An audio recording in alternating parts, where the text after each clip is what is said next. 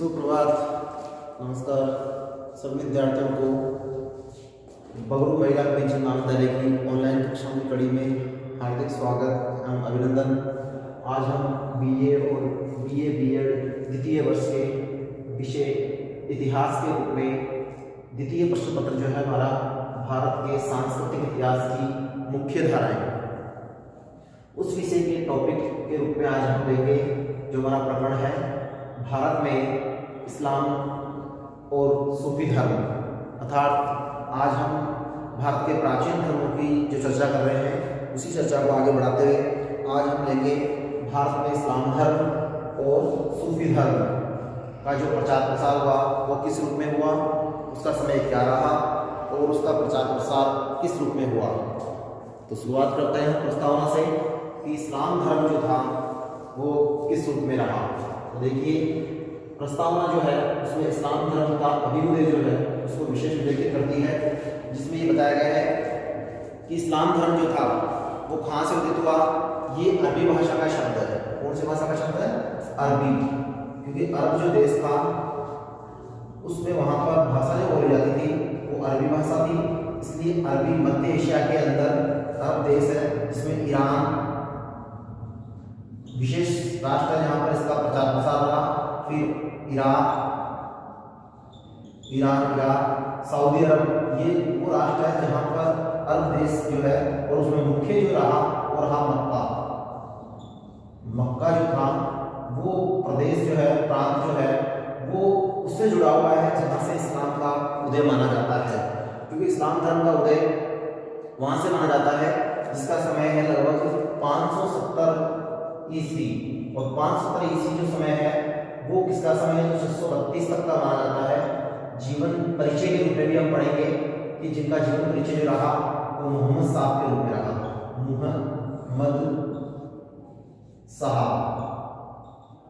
मोहम्मद साहब जो थे ये क्या थे?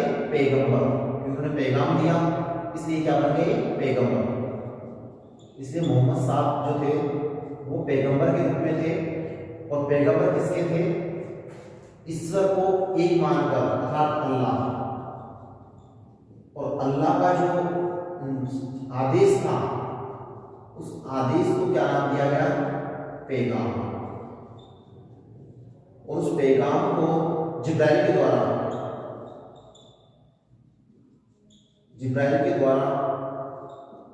कहां तक पहुंचाया गया? जिब्राइल के द्वारा मोहम्मद साहब तक पहुंचाया गया।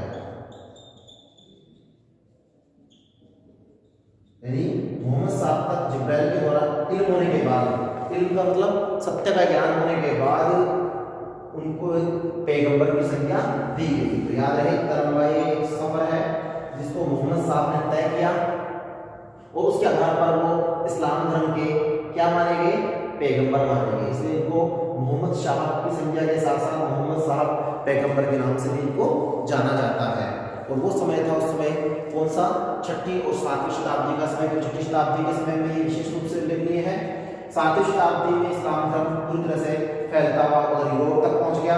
इधर एशिया में चीन और भारत की सीमाओं में भी प्रवेश कर गए। 100 वर्षों में इसने अपनी प्रगति और विकास के रूप में कई राष्ट्रों में अपना प्रभाव दिखाया। तो हम पढ़ेंगे आगे, लेकिन फिलहाल हम देखते हैं कि इस्लाम धर्म का अभ्युदय जो हुआ वो मोहम्मद साहब के द्वारा। मोहम्मद साहब का जीवन परिचय देखेंगे हम, जो 570 से आरंभ होता है और 632 तक चलता है। ये मोहम्मद साहब का जन्म का समय है और ये मृत्यु का समय है। यानी जन्म और मृत्यु के समय में मोहम्मद साहब का विशेष जो रहा वो इस्लाम धर्म के प्रति वो किस रूप में रहा, तो उसको देखेंगे हम। तो प्रस्तावना सुने ध्यान से। इस्लाम अरबी भाषा का शब्द है जिसका अर्थ है शांति में प्रवेश करना, अर्थात इसको शांति का सूचक माना गया है। अतः मुस्लिम वह व्यक्ति है जो परमात्मा और मनुष्य के साथ शांतिपूर्ण संबंध बनाए रखे। देखिए मुसलमान की यहाँ पर अर्थ के रूप में परिभाषित भी किया गया है कि मुसलमान वो है जो परमात्मा और मनुष्य के बीच में क्या करे? शांतिपूर्ण संबंध बनाए रखे। अतः इस्लाम शब्द का लक्षणिक अर्थ यह है कि धर्म जिसके द्वारा मनुष्य भगवान की शरण लेता है, अर्थात मनुष्य को अहिंसा, प्रेम और सहयोग और विश्वास के साथ एक दूसरे के साथ बर्ताव करते हुए इस धर्म का अनुसरण करना चाहिए। ये माना गया है इस्लाम धर्म के अंदर। इस्लाम अपने आप में मानवों को प्रेम, अहिंसा और सम्मान का भाव देता है। इसीलिए मनुष्य के प्रति एक ऐसा व्यवहार है जो धर्म के रूप में है, और इसके प्रवर्तक और पैगंबर जो थे वो मोहम्मद साहब थे। इस्लाम धर्म के प्रवर्तक और पैगंबर कौन थे? प्रवर्तक, याद रहे, प्रवर्तक और पैगंबर दोनों की संख्या किसको दी गई है? पैगंबर। उन दोनों की संख्या जो दी गई है वो मोहम्मद साहब को दी गई है। किसको दी गई है? मोहम्मद साहब को दी गई है। कि मोहम्मद साहब जो थे इस्लाम के प्रवर्तक भी थे, अर्थात इसको संस्थापक के रूप में भी कह सकते हैं। और पैगंबर मैंने समझाया आपको कि पैगंबर इन्होंने ईश्वर का जो रूप माना है वो अल्लाह के रूप में माना है। ईश्वर को किस रूप में माना है? अल्लाह के रूप में। अर्थात ये एकेश्वरवादी है, और एकेश्वरवादी होने के कारण इन्होंने एक ईश्वर की कामना करते हुए, आराधना करते हुए उसको अल्लाह के रूप में स्वीकार किया। और अल्लाह ने जो इल्म दिया, आदेश दिया, उसको पैगाम की संज्ञा दी गई। और वही पैगाम जिब्राइल के द्वारा इसको इल्म हुआ मोहम्मद साहब को। इसलिए मोहम्मद साहब क्या बन गए? पैगंबर बन गए। तो मोहम्मद साहब जो है वो इस्लाम धर्म के पैगंबर माने जाते हैं। वहीं से इस्लाम धर्म जो है वो अरब राष्ट्र में मक्का से उदित हुआ, क्योंकि मक्का में ही मोहम्मद साहब का जन्म हुआ, और वहीं से उन्होंने इसको प्रचारित किया। बाद में इनकी एक घटना भी है, जो मक्का से मदीना जब गए उसी को एक नए नाम से भी जोड़ दिया गया, और उसको हिजरी संवत के नाम से पुकारा गया। क्योंकि हिजरी संवत इसलिए कहा गया क्योंकि मदीना में आकर उन्होंने धर्म को और भी खुले रूप से प्रचारित किया। जब मक्का में उनका विरोध हुआ तब उन्हें मक्का छोड़कर कहाँ जाना पड़ा? मदीना जाना पड़ा। तो वो हम जीवन पीछे पढ़ेंगे, उसमें विधिवत रूप से आएगा। जैसे माना जाता है इतिहासकारों के अनुसार कि उनका जन्म 570 ईस्वी के लगभग हुआ, और अरब देश के मक्का नगर में हुआ। अरब देश के कहाँ हुआ? मक्का नगर में हुआ। उनके पिता का नाम अब्दुल्ला, माता का नाम अमीना। याद रहे, मोहम्मद साहब के पिता का नाम क्या था? अब्दुल्ला। अब्दुल्ला ये कौन थे? पिता। और माता का नाम क्या था? माता का नाम था अमीना। पिता का नाम अब्दुल्ला, माता का नाम अमीना। ये थे मोहम्मद साहब के माता और पिता। इनका जो वंश था वो कुरैशी वंश था, अर्थात कुरैशी नामक कबीले से संबंध रखते थे। ये भी याद रखिएगा, पूछा जाता है कि मोहम्मद साहब कौन से कबीले से थे? तो इनका जो वंश या कबीला जो था वो था कुरैशी। कौन सा था? कुरैशी। याद रहे, इनका वंश या कबीला जो था क्या था? कुरैशी था। मोहम्मद साहब का मक्का में इनका जन्म हुआ। पिता का नाम अब्दुल्ला, माता का नाम अमीना था। बचपन में ही बाल्यावस्था में इनके माता पिता की मृत्यु हो गई। तत्पश्चात उनके चाचा के द्वारा इनका लालन पालन किया गया, उनके द्वारा इनको पोषित किया गया। इसीलिए इनको बचपन में किसी प्रकार की लौकिक सुख सुविधाएं नहीं मिल पाई और इनसे वंचित रहे। बचपन से ही ये जो कार्य करते थे वो विशेष रूप से था इनका ऊँट और बकरियां चराने का।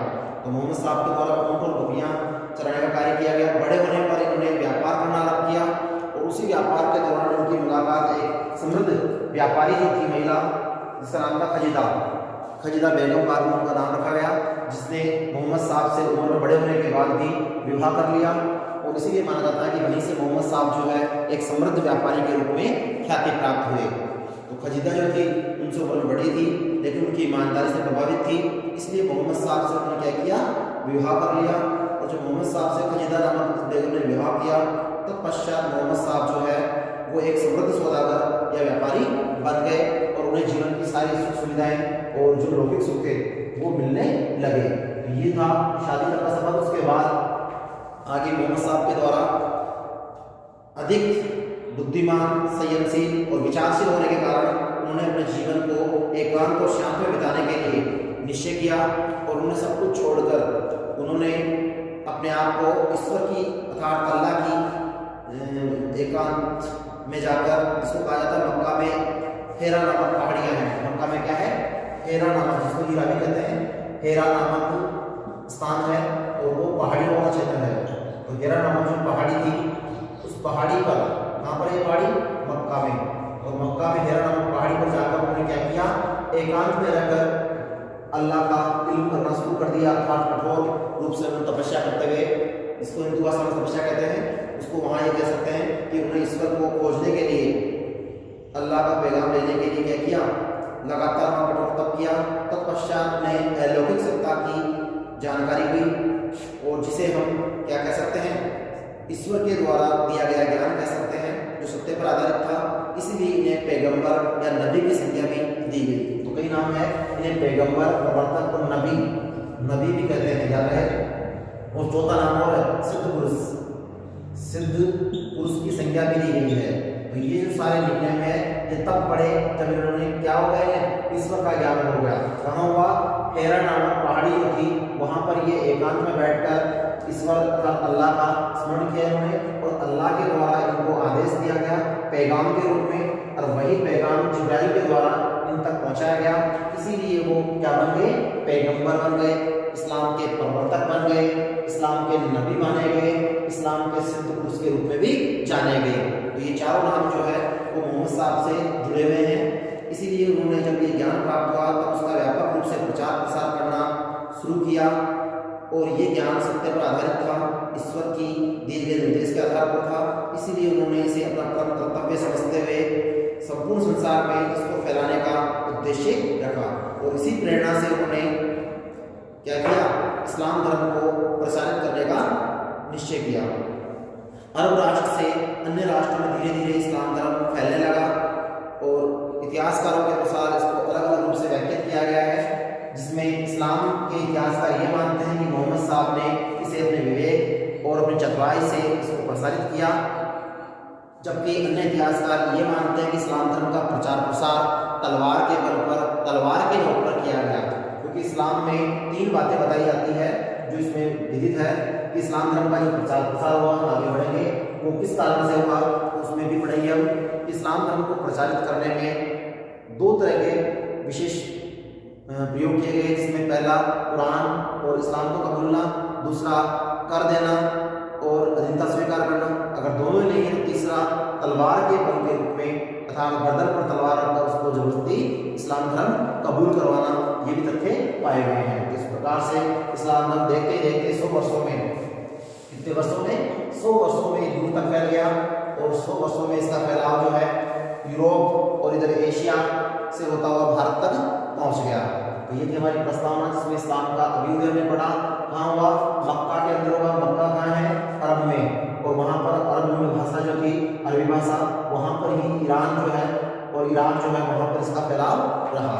हालांकि अगर ग्रंथों की बात करें तो फारसी में इसके ग्रंथ लिखे गए हैं। इस्लाम धर्म के जो ग्रंथ है वो फारसी में है, 2 ग्रंथ है, पहले को पढ़ेंगे हम, जो कि धार्मिक ग्रंथ के रूप माने जाएंगे।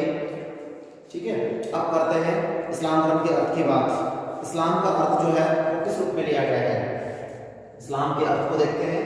तो इस्लाम का अर्थ जो लिया गया है वो किस रूप में लिया गया है, इसका अर्थ है अरबी भाषा के शब्द में सलम। सलम शब्द से अर्थ है जिसका अर्थ आज्ञा का पालन करना। इस्लाम का अर्थ क्या लिया गया है, सलम, और सलम शब्द का अर्थ जो लिया गया वो क्या लिया गया है, आज्ञा का पालन करना। अब आज्ञा किसकी, आज्ञा है अल्लाह की, इसके द्वारा मोहम्मद साहब के द्वारा क्या की गई, पालना की गई। तो आज्ञा का पालन करना, याद रहे, आज्ञा का पालन करना जो है वो सलम शब्द से बना, और सलम शब्द किससे बना है, इस्लाम से बना है। तो इस्लाम शब्द को व्याख्यात करने वाला शब्द क्या हो गया, सलम, और सलम से क्या शब्द अर्थ निकल रहा है, आज्ञा का पालन करना। इसलिए आज्ञा के पालन के रूप में ये हुक्म था खुदा का, जो इस्लाम धर्म के अनुसार बताया गया है कि खुदा ने हुक्म दिया, और हुक्म के आधार पर क्या किया, मोहम्मद साहब ने उसकी पालना करते हुए इसको इस्लाम धर्म के रूप में प्रसारित किया।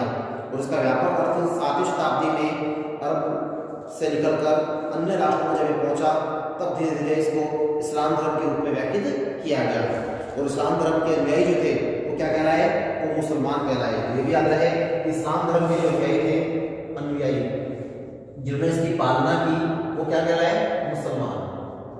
याद रहे, मुसलमान किसे कहा जाता है, हालांकि मुसलमान शब्द का भी अर्थ है, लेकिन फिलहाल मुसलमान किसे बताया गया है, इस्लाम का जो अनुसरण करते थे, जो उसके अनुयायी थे, उन्हें मुसलमान की संज्ञा दी गई। ठीक है, फिर मुसलमान शब्द को देखें तो क्या है, मुसलमान शब्दों से बना है, मुसलमान शब्दों से बना है, जिसमें 2 शब्द से निषेध करते हैं, तो जिसके आधार पर मुस्लिम, अर्थात मुसलमान शब्द जो है मुस्लिम प्लस ईमान, मुस्लिम प्लस ईमान, प्लस ईमान से बना है।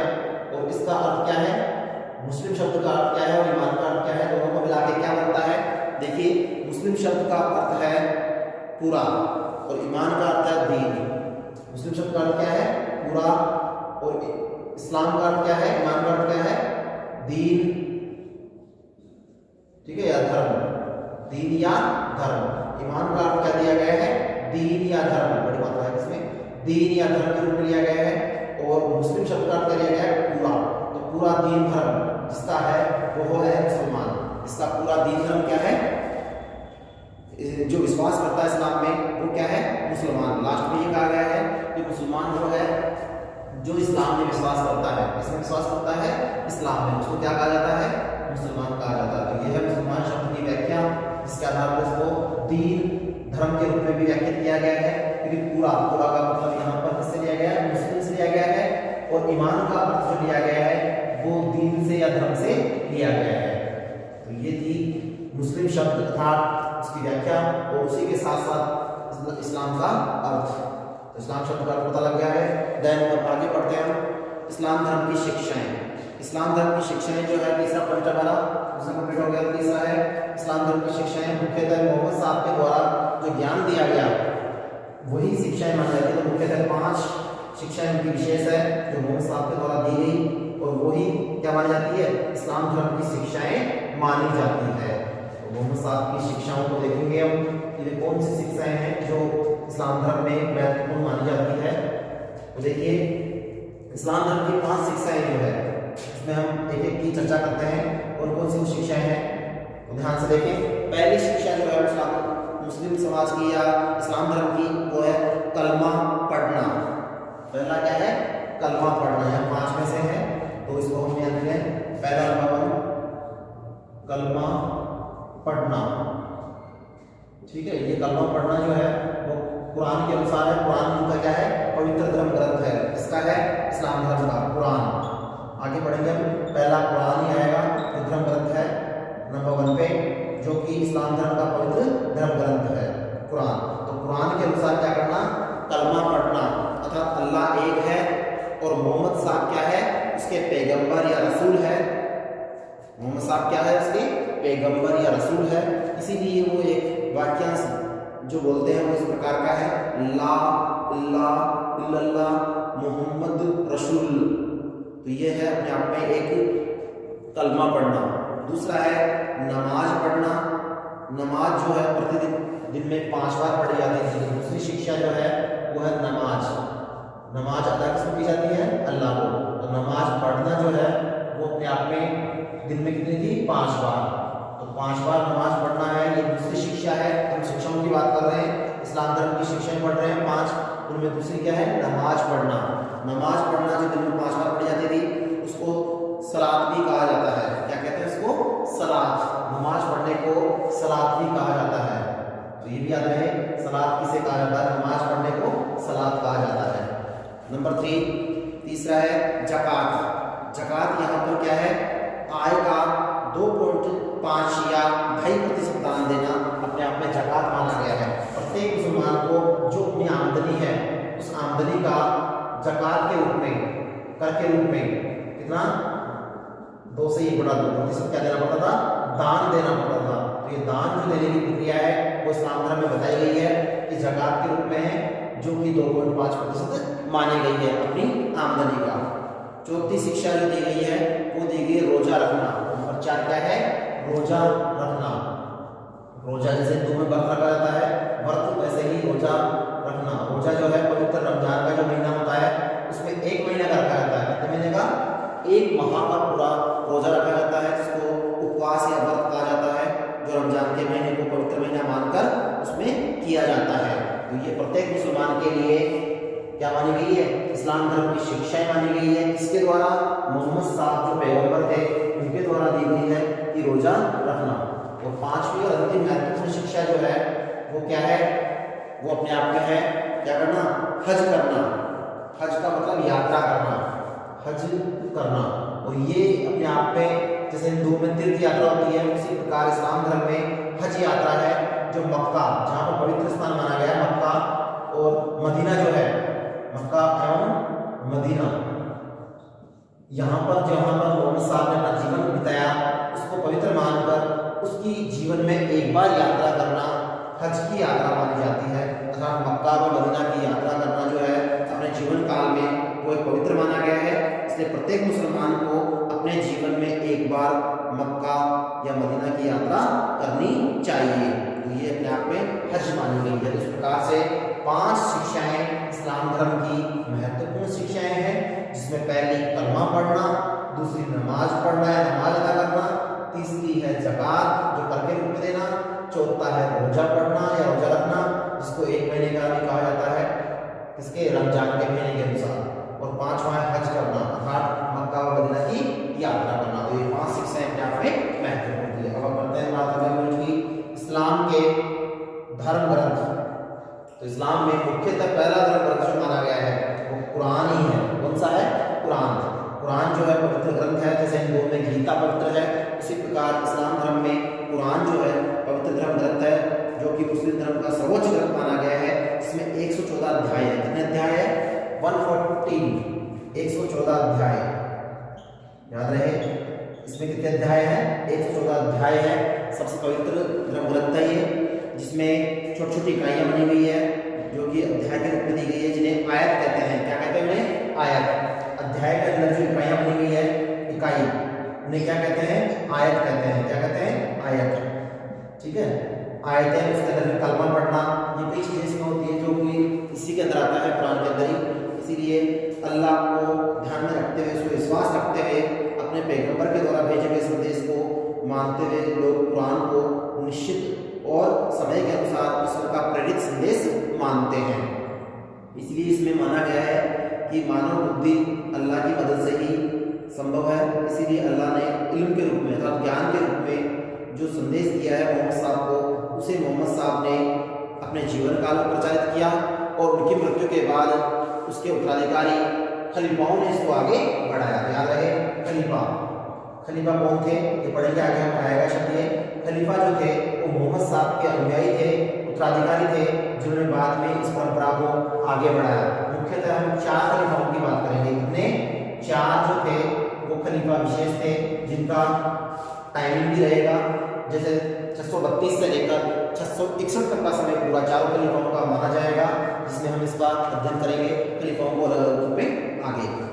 तो ये था धर्म ग्रंथ पहला कुरान, और दूसरा धर्म ग्रंथ जो रहा इसको पवित्र मानते हैं वो है हदीस। कौन सा है? हदीस। नंबर 2 पर कौन सा है? हदीस। याद रहे पहला कुरान है और दूसरा क्या है? हदीस। ये भी इस्लाम धर्म का पवित्र धर्म ग्रंथ है। इसमें मोहम्मद साहब की कथनी करनी और उनकी आदतें और उनसे संबंधित ग्रंथियाँ या कहानियों का उल्लेख मिलता है। तो याद रहे हदीस क्या है?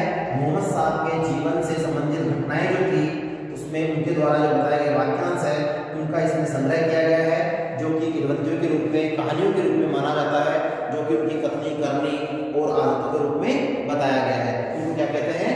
हदीस कहते हैं। तो नंबर 2 दूसरा धर्म ग्रंथ हो गया हदीस, जो मोहम्मद साहब से संबंधित है।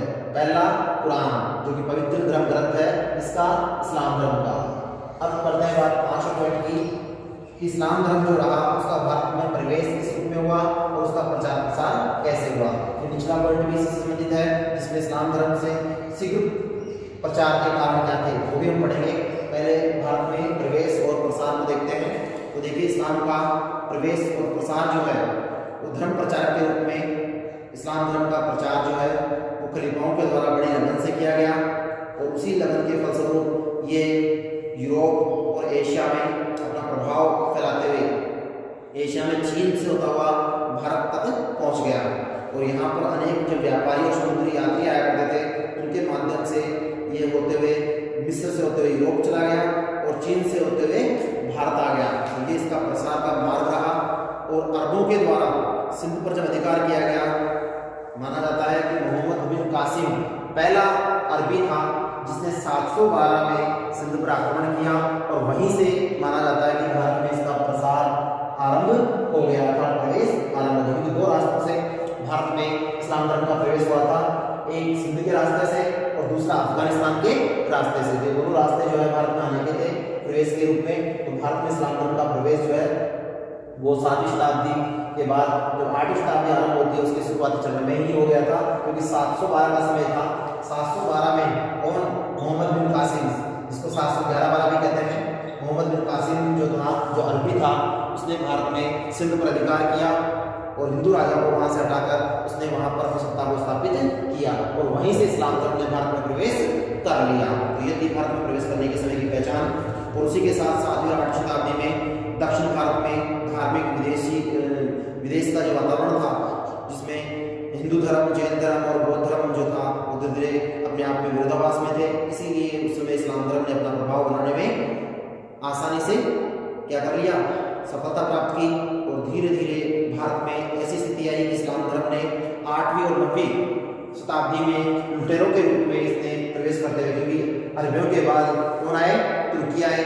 तुर्कियों में महमूद गजनवी और मोहम्मद गौरी के माध्यम से इस्लाम धर्म को प्रचारित किया गया और 12वीं शताब्दी तक आते आते इस्लाम धर्म भारत में पूरी तरह से फैल गया। तो ये था इस्लाम धर्म का प्रचार प्रसार भारत में, क्योंकि उदय हुआ अरब से, फैला ईरान में, जबकि वहीं का ये धर्म न बनकर इसने पूरी आसपास की संस्कृति के रूप में अपना प्रभाव बनाया और ईरान से आगे होते हुए बढ़ता हुआ कहाँ पहुंचा, चीन से होता हुआ भारत में फैल गया। अब है भारत में तुर्कियों के आक्रमण और इस्लाम का प्रचार। ये भी उसी समय की बात है जो 9वीं और 10वीं शताब्दी में मोहम्मद गौरी और गजनवी का समय था। उस समय वो तुर्की जो थे, उनके द्वारा भारत में जो प्रचार प्रसार किया गया वो अपने आप में इस्लाम धर्म का ही प्रसार था। उन्हीं के द्वारा इस पॉइंट को व्याख्या उन्हीं के द्वारा करेंगे हम, क्योंकि उन्होंने ही क्या किया, इसको शीघ्रता से तलवार की नोक पर, इसकी नोक पर, तलवार की नोक पर भारत में इस्लाम धर्म को प्रसारित किया। जिसके मुख्य धर्म 6 कारण भी पढ़ सकते हैं कि वे कारण ऐसे थे जिनके आधार पर हम इस्लाम धर्म को भारत में शीघ्रता से फैलता हुआ देख सकते हैं। देखिए वे कौन कौन से कारण है जिससे शीघ्रता से भारत में इस्लाम धर्म प्रसारित हुआ। इससे पहले हम एक चीज और देख लें कि इस्लाम धर्म को प्रसारित करने में जो उलेमा थे, अर्थात जिनको खलीफा कहा जाता है, उनका विशेष योगदान रहा। खलीफा में बताए 4 थे, जिसमें सबसे पहला अबू बकर। हालांकि मोहम्मद साहब के पुत्री थी फातिमा, उनका विवाह अली के साथ हुआ। अली के साथ विवाह होने के कारण उनका दामाद जो था वो अली था, किंतु अली को खलीफा न बनाकर दूसरे नंबर का जो खलीफा बनाया गया, अर्थात पैगंबर जो बनाया गया मोहम्मद साहब के बाद इस्लाम धर्म का, किसको माना गया खलीफा के रूप में? अबू बकर को माना गया, जो 632 से लेकर 34 2 साल रहा। अबू बकर कौन रहा खलीफा पहला? अबू बकर, याद रहे। अबू बकर जो है ये पहला नंबर 2 का खलीफा माना जाता है। अबू बकर ये नंबर 2 पे रहा। इसका समय जो रहा वो कितना रहा? अबू बकर का 632 से लेकर 634 का समय रहा। ठीक है। इसके बाद तीसरा जो रहा वो कौन रहा? तीसरा रहा उमर, जो 634 से लेकर 43 तक रहा, 10 साल। उमर जो है तीसरे खलीफा है, तो 600 कितने से 34 से लेकर 643 तक। ठीक है, उमर। अबू बकर के बाद कौन है? उमर। और उसके बाद जो रहा चौथा खलीफा वो था उस्मान। चौथा कौन था? इसके अनुसार तीसरा है, वैसे चौथा रहेगा, तीसरा है। इसके बाद में चौथा जो रहा उस्मान को माना गया, और उस्मान का समय रहा 643 से लेकर, इसका समय जो रहा आगे 643 से लेकर उस्मान का 655 तक। कहाँ तक? 655 तक का समय किसका रहा? उस्मान का। और पांचवा, ऐसे नंबर पे 5 आएगा, ऐसे 4 आ जाएगा, क्योंकि पांचवा जो रहेगा उसमें इनका दामाद जो रहेगा वो अली, क्या नाम था? अली। उसको खलीफा नियुक्त किया गया। अब खलीफा कौन बना? अली बना। तो यहाँ पर 5वें खलीफे के समय विवाद भी हुआ था, और उसमें जो है वो अली बना 655 से लेकर 661 तक। 655 से 661 तक कौन रहा? 655 से 661 तक रहा अली। ये इनका मोहम्मद साहब का दामाद भी था, और ये रहा। उसके बाद अगला जो खलीफा बना, क्योंकि वैसे तो 4 ही मानते हैं, क्योंकि पहले नंबर पे अबू बकर, दूसरे पे उमर, तीसरे पे उस्मान और चौथे पे अली। 4 हो गए। 4 के बाद 5वां खलीफा जो बनेगा वो अली का पुत्र बनता, जिसका नाम था हुसैन। लेकिन उसको लेकर विवाद हुआ, और विवाद होने के कारण उसको क्या कर दिया गया? बीच रास्ते में मार भी दिया गया, उसकी हत्या कर दी गई। इसी कारण वहाँ पर एक नई जो है शाखा बन गई, और उसमें मुसलमान जो है वो 2 भागों में बट गए। मुसलमान कितने भागों में बट गए? 2 भागों में बट गए। एक बन गए शिया, एक क्या बन गए? शिया, और दूसरे बन गए सुन्नी। याद रहे ये बहुत महत्वपूर्ण है कि शिया और सुन्नी किस रूप में बटे, क्योंकि जो था किसका पुत्र? अली का पुत्र जो था वो 5वां खलीफा बनने को था, किंतु उसका विरोध किया गया, और उसका विरोध किया गया। उसी दौरान उसे बीच रास्ते में क्या कर दिया गया? उसको मार दिया गया। और इसीलिए माना जाता है कि वहाँ पर जब ये प्रचार प्रसार हुआ तो उस दौरान जब उसको मार दिया गया, उसी से क्या हुआ, उनमें विरोध हुआ। और विरोध होने पर अली के समर्थक थे वो शिया कहलाए, और अली के बाद में जो बचे हुए विरोधी थे वो क्या कहलाए, सुन्नी कहलाए। वो क्या कहलाए, सुन्नी। इसमें सुन्नी जो थे वो कट्टर थे। अर्थात इस कांड के बाद मुसलमानों में दो शाखाएं हो गई, दो दल हो गए, क्योंकि उन्होंने क्या किया, मोहम्मद साहब के नाती या अली के पुत्र जो थे, जिसका नाम क्या था, जिसका नाम था हुसैन, हुसैन को क्या कर दिया, उन्होंने इसको हत्या करवा दी। क्योंकि मदीना जब वो जा रहे थे तो बीच रास्ते में उनको, मदीना से कहाँ जा रहे थे, वो कूफा, मदीना से कूफा जब जा रहे थे तो बीच रास्ते में आता करबला, करबला नामक स्थान में उनको मार दिया गया और इस मृत्यु कर दी गई, हत्या हुई उनकी। और वहीं से एक शौक के रूप में एक त्यौहार मनाया गया, वो था मुहर्रम। क्या नाम था, मुहर्रम। याद रखें, मुहर्रम आज भी पवित्र त्यौहार है किसका, शियाओं का। शिया किसके समर्थक थे, अली के। अली के जो समर्थक थे, क्योंकि अली का पुत्र था हुसैन, हुसैन याद रहे, इस हुसैन की याद में ही क्या बनाया जाता है, करबला किया जाता है। करबला, करबला जगह है वहाँ, इसलिए करबला किया जाता है। करबला में ही मुहर्रम को मनाया जाता है। मुहर्रम जो है वो अपने आप में एक महत्वपूर्ण त्यौहार बन गया, इसका इस्लाम धर्म के शियाओं का।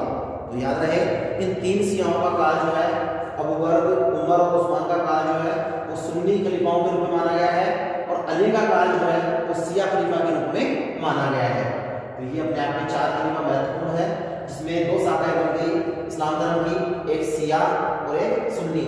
शिया जो है वो सीधे थे क्योंकि वो अली के समर्थक थे, जबकि सुन्नी जो थे वो कट्टर थे, अर्थात उनमें कट्टरता का भाव था। तो ये भी यहाँ हमें पता लग गया है कि इस्लाम धर्म का जो प्रचार प्रसार हुआ उस दौरान पांचवें खलीफा के दौरान विरोध हुआ, और पांचवें खलीफा को, जो कि इसके पुत्र थे, अली के पुत्र थे, उनकी हत्या कर दी गई। उसी के साथ आप देखिए, इसमें प्रसार के जो कारणों की बात कर रहे थे, तो उसमें कारणों का पहला कारण है कि ये धर्म जो था वो ऐतिहासिक आवश्यकताओं के कारण उत्पन्न हुआ, इसलिए इसका फैलाव शीघ्रता से हुआ, उसमें जरूरत थी, इसीलिए इस्लाम धर्म का प्रसार जो हुआ ऐतिहासिकता के रूप में माना गया। पहला कारण इसका प्रसार का ही माना गया। दूसरा, इस्लाम धर्म में सामाजिक समानता की बात कही गई, इसीलिए इसको आसानी से धर्म के रूप में फैलाव मिला। तीसरा, इस्लाम धर्म का प्रचार प्रसार तलवार के बल पर किया गया, इसको हमारे हिंदी साहित्य के रामधारी सिंह दिनकर जो है उनके द्वारा भी इसको उल्लेखित किया गया है। इस्लाम का प्रचार प्रसार किसके रूप में हुआ है, तलवार की नोक पर किया गया है। तो तीसरा कारण ये हो गया शीघ्रता से प्रसार का। चौथा जो है, इस्लाम के अनुयायी जो थे वो अपने धर्म के प्रचार प्रसार में जो लगे हुए थे, उन्होंने न केवल अरब में बल्कि संपूर्ण रोम, फारस और आसपास के सभी क्षेत्रों में समाज में फैले अंधविश्वास का लाभ उठाकर उन्होंने क्या किया, अपने धर्म को प्रसारित किया। तो ये चौथा हो गया अंधविश्वास का दूर करने के लिए इस धर्म का प्रचार प्रसार। और पांचवा रहा, इस्लाम धर्म का जो प्रारंभ अरब से हुआ, किंतु परिस्थितियां देखते हुए इसने धर्म से किसका रूप ले लिया, राजनीति का रूप ले लिया, इसलिए अपने आप में राजनीतिक धर्म के रूप में भी माना गया। तो छठा और अंतिम कारण ये रहा कि भारत में जो आक्रमण हुए वो इस्लामिक शासकों के द्वारा ही करवाए गए थे, क्योंकि उन्होंने इस्लाम धर्म को ग्रहण करते हुए भारत में कठोरता से इसका पालना करवाई, और हिंदुओं को और गैर जो थे इस्लामी उनको क्या किया, जबरदस्ती उन्हें क्या बनाया गया, इस्लाम धर्म ग्रहण करने पर मजबूर किया। जिसमें को दो बातें आती है, पहला कुरान और इस्लाम धर्म स्वीकार करना, दूसरा अधीनता स्वीकार करना। अगर दोनों ही नहीं है तो तीसरा क्या है, फिर तलवार की द्वारा गर्दन झुकाते हुए उसका क्या करना, मजबूरी से उसको इस्लाम ग्रहण करवाना, इसको कहते हैं तलवार के बल पर इस्लाम धर्म अपनाना। तो ये 6 तथ्य जो है वो इस चीज को उल्लेखित करते हैं कि इस्लाम धर्म का प्रचार प्रसार शीघ्रता से भारत में हो गया। तो ये 6 पॉइंट थे इसके। नेक्स्ट हम बात करते हैं 7वां पॉइंट हमारा सूफी धर्म, इसको सूफी मत भी कहते हैं। सूफी धर्म को क्या कहते हैं, सूफी मत। सूफी मत जो है वो इस्लाम से ही उदित हुआ है। इस्लाम में पवित्रता के आधार पर आध्यात्मिकता को अपनाते हुए उदार प्रवृत्ति का जो समर्थन करते हैं वो क्या कह रहा है, सूफी कह रहा है। इसलिए सूफी की उत्पत्ति हम किससे मानते हैं, रहस्यवादी विचारों से मानते हैं। किससे मानते हैं, रहस्यवादी विचारों से सूफी मत की उत्पत्ति मानी जाती है। अर्थात इस्लाम धर्म में वे लोग जो रहस्यवादी थे, उदार प्रवृत्ति के थे, वही सूफी कहलाए। क्योंकि सूफी शब्द जो है वो अरबी भाषा का शब्द है। कौन सी भाषा का शब्द है, अरबी भाषा का शब्द है। याद रहे, अरबी भाषा का शब्द है ये। अरबी भाषा में सूफी शब्द का क्या अर्थ लिया गया है, ये भी याद रहे। अरबी भाषा में सूफी शब्द का अर्थ लिया गया है सफा। किससे लिया गया है, सफा से लिया गया है। सफा, सफा से ही सूफी शब्द बना है, क्योंकि उनके वस्त्र धारण करते थे। कौन से वस्त्र धारण करते थे? उनके। इसका अर्थ पवित्रता अर्थात आध्यात्मिकता से लिया गया है। पवित्रता और आध्यात्मिकता से सूफी शब्द को प्रचारित किया गया है। सूफी मत का मूल आधार जो है वो था इस्लाम धर्म में, इस्लाम धर्म के आधार पर अच्छी बातों को ग्रहण करना और उनका उपदेश देना। इसलिए कुरान के उपदेश जो है वो अपने आप में इस रूप में माने गए हैं, 2 भागों में बांटे गए हैं। कुरान के उपदेशों को 2 भागों में बांटा गया है। पहला शरीयत के रूप में, जो कट्टर थे तथा रूढ़िवादी थे, जिनको शरीयत की संज्ञा दी गई है। इसकी संज्ञा दी गई है शरीयत। शरीयत की संज्ञा किसको दी? कुरान में जो नियम लिखे हुए हैं उनका कट्टरता से, रूढ़िवादिता से विरोध करते अपनाते हैं, वो शरीयत माने गए हैं। और दूसरा जो है वो नाम लिया गया है, क्या है? वो है तरकीब, तरीकत। तरीकत का मतलब है उदार व्याख्या। तरीकत का मतलब क्या है? उदार व्याख्या। तरीकत, ये तरीकत का तात्पर्य है उदार व्याख्या। इसमें उदारता से व्याख्या की है, इसमें कट्टरता से व्याख्या की है। तो ये दोनों शरीयत और तरीकत जो है वो अपने आप में कुरान की बातों को लिखित करते हैं। उन्हीं का इन्हें आध्यात्मिकता और पवित्रता के आधार पर सूफी संतों ने क्या किया? प्रयोग करते हुए, ईश्वर के प्रति अनुराग रखते हुए अपने आचरण को सुधारने और धर्म में निष्ठा को निष्पक्ष रूप से सत्य के आधार पर अपनाने पर बल दिया। इसलिए इनका धर्म दर्शन के प्रति भी प्रभावित था। इसलिए सूफी मत को धर्म दर्शन के रूप में भी उल्लेखित करते हैं। ये था सूफी धर्म, जिसको धर्म दर्शन की संज्ञा दी गई है। 8वां पॉइंट है सूफी धर्म और मत के विभिन्न संप्रदाय। सूफी धर्म में अनेक मत मतांतर थे, प्रकार संप्रदाय थे। मुख्यतः ये 6 थे जो मैंने यहाँ लिखे हैं। ये 6 थे, कौन से थे? पहला नंबर चिश्ती सिलसिला। सूफी मत का पहला संप्रदाय कौन सा था? चिश्ती सिलसिला, जिसको चिश्तिया भी कहते हैं। चिश्तिया सिलसिला, इसके 2 लोग महत्वपूर्ण समर्थक थे। इसमें पहला है शेख मोइनुद्दीन चिश्ती, जिन्होंने अपने यहाँ भारत में आने के बाद में अजमेर को अपना स्थान बनाया और अजमेर में अपनी विशेष रूप से इन्होंने अपनी कर्मस्थली मानते हुए यहाँ पर उन्होंने कार्य किया। तो पहला सूफी मत का जो विचारधारा रही है तो कौन सी रही है? चिश्ती। कौन सी रही है? चिश्ती रही है, जिसको चिश्ती सिलसिला भी कहते हैं। और इसका जन्म जो है किसके रूप में हुआ? उस्मान के शिष्य जो थे शेख मोइनुद्दीन चिश्ती। उस्मान कौन थे? ये तीसरे नंबर के जो थे, इनके जो थे शिष्य वो थे, नाम दिया गया है शेख मोइनुद्दीन चिश्ती। उस्मान के शिष्य कौन थे? शेख मोइनुद्दीन चिश्ती। इनके द्वारा 1193 ईस्वी में यहाँ पर इनका जब जन्म हुआ तो 1190 में जब ये भारत आए तब अजमेर में बस गए और 1234 में जब इनकी मृत्यु हुई उसी के साथ इनका एक प्रसार अजमेर से माना जाता है। तो विशेष रूप से हम ये कह सकते हैं 1190 से लेकर 1234 तक इन्होंने अजमेर में रहकर इस चिश्ती सिलसिले को आगे बढ़ाया। तो ये था शेख मोइनुद्दीन चिश्ती जी की अजमेर में आज भी दरगाह बनी हुई है, जो कि पवित्र स्थल माना जाता है। तो शेख मोइनुद्दीन चिश्ती। और दूसरे हैं शेख निजामुद्दीन औलिया। दूसरे कौन से हैं? शेख निजामुद्दीन औलिया। ये दिल्ली में इन्होंने जगह बनाई, जैसे पहले ने अजमेर को अपनी जगह बनाई। अजमेर याद रहे, मोइनुद्दीन ने किसको जगह बनाई? अजमेर को। और इन्होंने दिल्ली में अपना निवास स्थान बनाया और दिल्ली में इनकी मस्जिद है जिसको औलिया मस्जिद के नाम से भी जानते हैं। निजामुद्दीन की जो मस्जिद है वो दिल्ली के अंदर है। इन्होंने 1236 से लेकर 1325 तक 1236 से लेकर 1325 तक अपना किसके रूप में कार्य किया? इस्लाम धर्म के प्रचार प्रसार के रूप में कार्य किया। और ये थे शिष्य किसके? ये शेख फरीद के शिष्य थे। किसके शिष्य थे? शेख फरीद के शिष्य थे, जिनका नाम क्या रहा? शेख निजामुद्दीन औलिया। तो ये 2 जो थे वो चिश्ती संप्रदाय या सिद्धांत को मानने वाले या उसके प्रवर्तक या संस्थापक के रूप में माने जाते हैं। पहला संस्थापक कौन था? मोइनुद्दीन चिश्ती। इन्होंने भारत में अजमेर में जगह बनाई और इन्होंने दिल्ली में। अब है नंबर 2 दूसरी शाखा। दूसरी शाखा कौन सी है? सुरहावर्दी, जिसके संस्थापक जो माने जाते हैं बहाउद्दीन जकारिया। बहाउद्दीन जकारिया जो थे, बहाउद्दीन जकारिया और सुरहावर्दी सिलसिले के समर्थक माने जाते हैं, संस्थापक माने जाते हैं। तीसरी जो विचारधारा रही संप्रदाय के रूप में वो थी कादिरी। और कादिरी के समर्थक कौन थे? अब्दुल कादिर जिलानी। कौन थे? अब्दुल कादिर जिलानी जो थे वो तीसरे सिलसिले के प्रमुख थे। चौथा सिलसिला जो था वो था नक्शबंदिया सिलसिला। और नक्शबंदिया सिलसिले के समर्थक या संस्थापक जो माने जाते हैं वो है बहाउद्दीन नक्काश नक्शबंद। याद रहे, इनके जो थे वो थे बहाउद्दीन नक्शबंद। और 5वां जो है वो है कलंदरिया सिलसिला। कलंदरिया सिलसिला के समर्थक थे अब्दुल अजीज मक्की। अब्दुल अजीज मक्की जो कि सूफी संप्रदाय के समर्थक थे, उन्होंने कलंदरिया सिलसिला को स्थापित किया।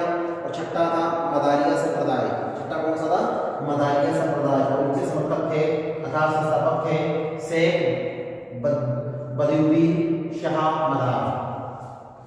बदरुद्दीन शाह मदार, ये छठे नंबर के महत्वपूर्ण संप्रदाय के रूप में उल्लेखित है। तो इस प्रकार से सूफी धर्म के विभिन्न संप्रदायों की बात करें तो उसमें मुख्यतः 6 संप्रदायों का उल्लेख मिलता है। ठीक है, जिसमें विशेष रूप से पहला संप्रदाय अधिक ख्याति प्राप्त रहा, जिसको चिश्ती सिलसिला कहा जाता है, जिसके 2 संत प्रमुख थे। अब करते हैं अपना लास्ट पॉइंट हमारा, भारत में सूफी धर्म का प्रभाव किस रूप में रहा। याद रहे, भारत में सूफी धर्म का प्रभाव जो रहा वो सूफी संतों के द्वारा भक्ति आंदोलन में अपना योगदान देते हुए किया गया। सूफी संतों के द्वारा क्या किया गया, भक्ति आंदोलन में अपना योगदान दिया गया, और भक्ति आंदोलन के दौरान उन्होंने अपनी वाणियों से, अपने विचारों से लोगों में जो भावनाएं दी वो अपने आप में एकता, प्रेम और सद्भाव के रूप में दी। इसलिए सूफी संतों ने भारत में भक्ति आंदोलन में अपना महत्वपूर्ण योगदान दिया, और उसी के फलस्वरूप भारत में क्या हुआ, हिंदू धर्म और मुस्लिम धर्म ने मिलकर भक्ति आंदोलन को आगे बढ़ाते हुए धर्म में फैली बुराइयों को दूर करते हुए समाज में सुधार करने का कार्य किया। तो यह प्रभाव अपने आप में समाज सुधार और धर्म सुधार के रूप में सूफी संतों का महत्वपूर्ण योगदान माना जाता है, जो कि 16वीं शताब्दी में अपने आप में महत्वपूर्ण घटनाक्रम रहा। मध्यकाल का महत्वपूर्ण माना जाता है भक्ति आंदोलन। उस भक्ति आंदोलन में इन सूफी संतों का उल्लेखनीय स्थान माना गया। तो इस प्रकार से आज का हमारा टॉपिक जो है वो कंप्लीट हुआ, जिसमें हमने पढ़ा भारत में इस्लाम धर्म और सूफी धर्म। धन्यवाद।